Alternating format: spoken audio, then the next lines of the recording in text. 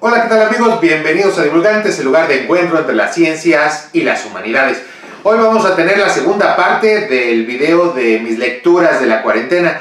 Como comenté en el video anterior, en este tiempo de cuarentena, pues he tenido la oportunidad de, además de estar haciendo los videos, de tener bastante tiempo para leer. Y ahora les voy a comentar que he estado leyendo en estos días. Para cuando salga este video vamos a tener en México más o menos 55 días de cuarentena, quizá un poquito más.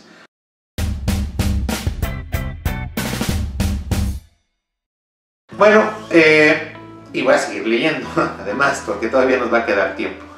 Vamos a empezar con este libro que se llama La idea de América, origen y evolución. Este texto, como otros textos, los compré en la feria del libro de Guadalajara el año pasado y los tenía aquí en la casa esperando el momento para poder leerlos, y ya llegó ese momento, ¿no? ¿De qué trata este de La idea de América, origen y evolución? A pesar de lo que dice su nombre, en realidad no trata sobre la idea de América, en realidad solamente el primer capítulo trata sobre eso. Lo demás es una revisión de los pensadores de América, ¿no? Sobre su filosofía. Es en realidad una breve historia de la filosofía latinoamericana. Nos habla de filósofos de México, de Cuba, de Brasil, de Perú, de Argentina, de Centroamérica, de Gauss a José Martí, de Mariátegui. En realidad es un libro que no es lo que pretende el título. De todas maneras sigue siendo un texto interesante. Está escrito por un español, quiere reivindicar un poco la idea de Hispanoamérica, pero en el capítulo, tiene un capítulo interesante sobre Brasil, y bueno, discute un poco sobre la influencia de los Estados Unidos en América Latina. Es un texto solamente que es interesante para aquellos que estudian pensadores latinoamericanos, pero no habla en realidad de la idea de América, más bien es como tangencial.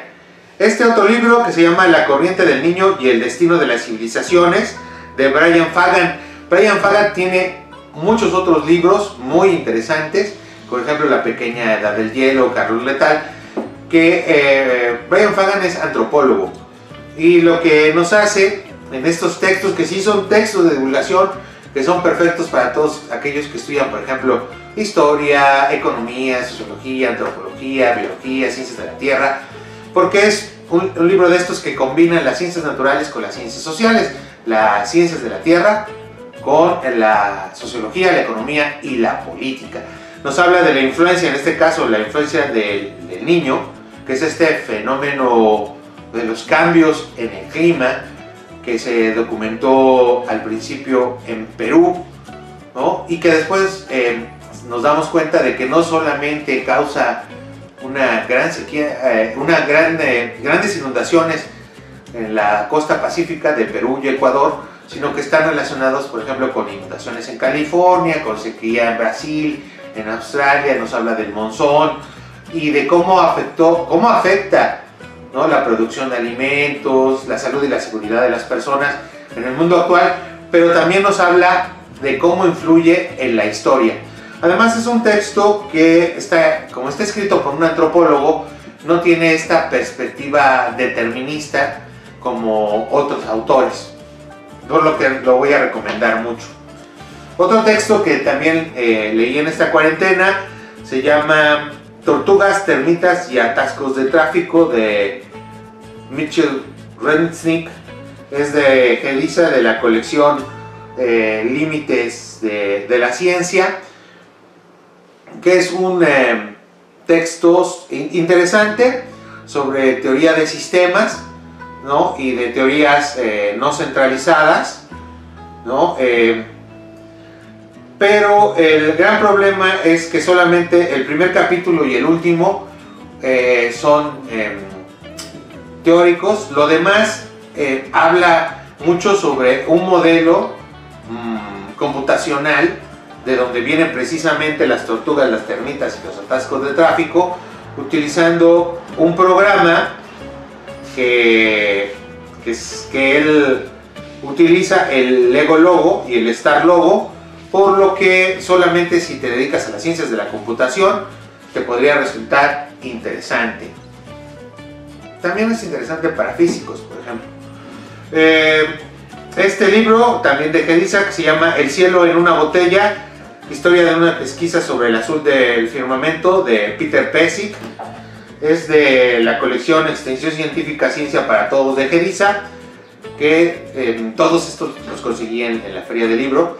Es el libro que, este libro sí es de divulgación y es interesante para físicos, químicos, biólogos y también para filósofos e historiadores. Es un libro que habla sobre la historia de los descubrimientos de la luz, la óptica, las ciencias de la Tierra, especialmente todo lo que tiene que ver con la atmósfera, y esta idea del cielo en una botella, cuando lo lean lo comprenderán, precisamente habla de experimentos, y todo el texto está basado en esta idea de tratar de responder la pregunta de por qué el cielo es azul. Las respuestas de por qué el cielo es azul no son nada obvias, y realmente, por ejemplo, si vamos a Wikipedia y vemos ¿por qué el cielo es azul?, vamos a encontrar una respuesta muy directa, pero ¿cómo se llegó a esa respuesta de por qué el cielo es azul? Incluso las incógnitas que todavía se mantienen acerca del color de los cielos, de la atmósfera, de la alta atmósfera, habla también del cambio climático global y del ozono. Están muy interesantes porque además el libro está muy bien escrito, ¿no? Este lo recomiendo mucho para todos. Se llama El cielo en una botella. También de esta colección de la ciencia para todos, el número 14, leí este texto que se llama Niels Bohr, científico, filósofo y humanista. Bueno, de esta colección he leído, pues no decir que todos, pero sí un montón. Y este me faltaba, me lo encontré en la feria del libro, lo compré, lo leí y no me gustó.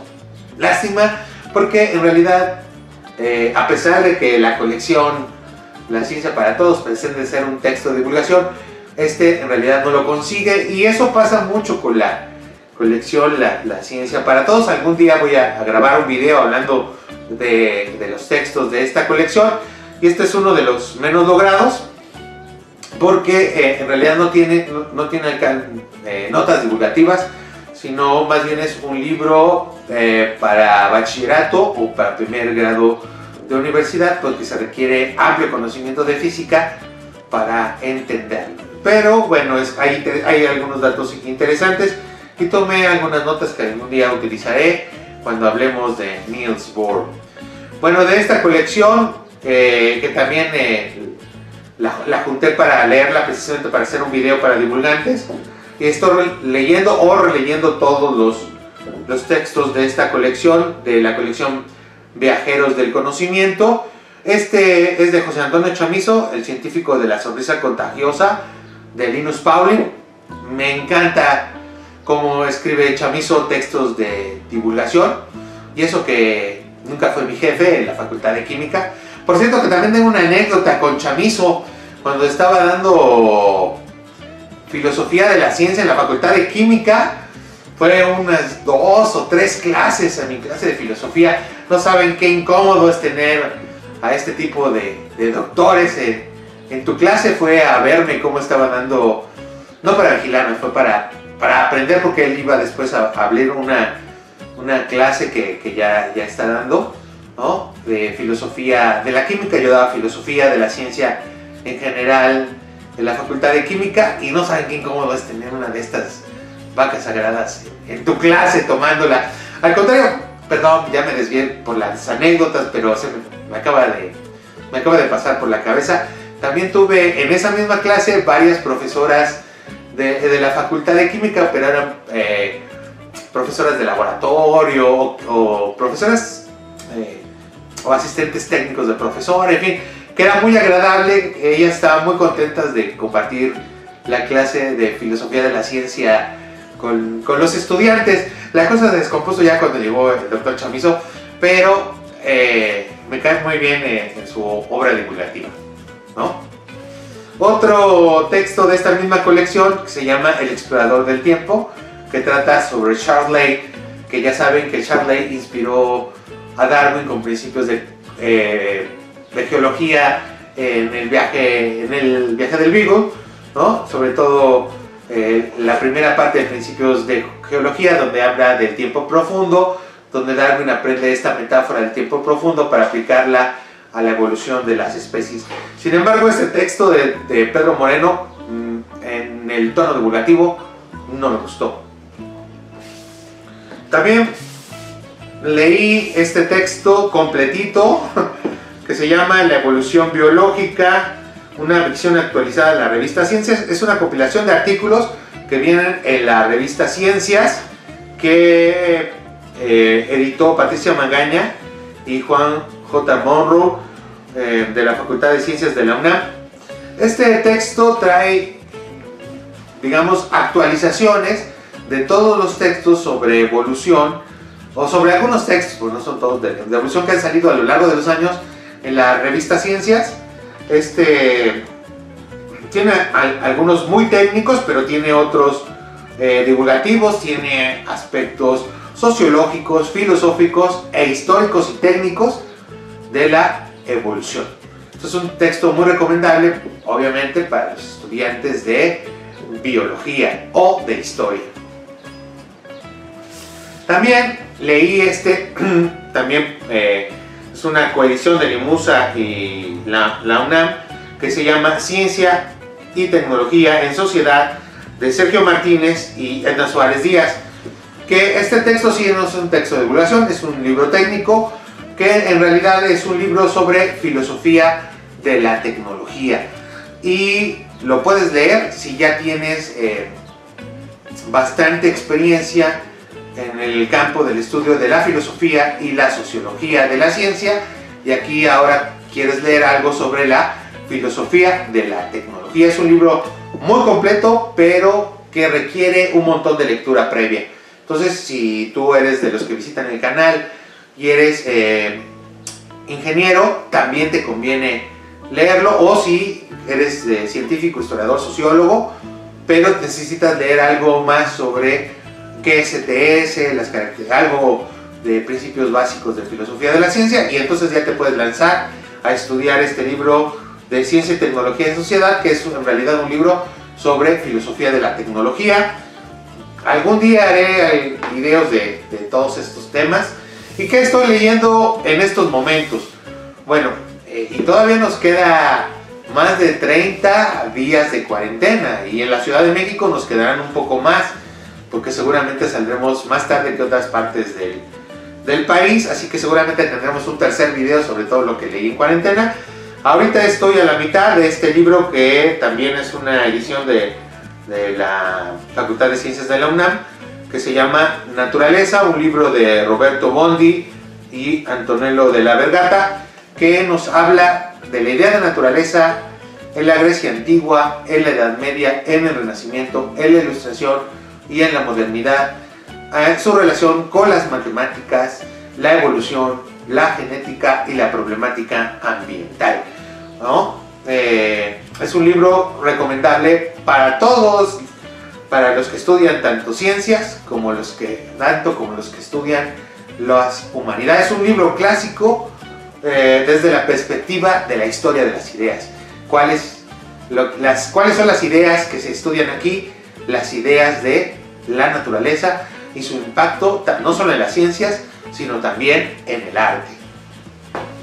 Y también, pues, para entretenerme un rato, estoy leyendo algunos textos que no había leído desde hace mucho tiempo, desde que era yo muy joven, ¿no? De Vitus Droscher.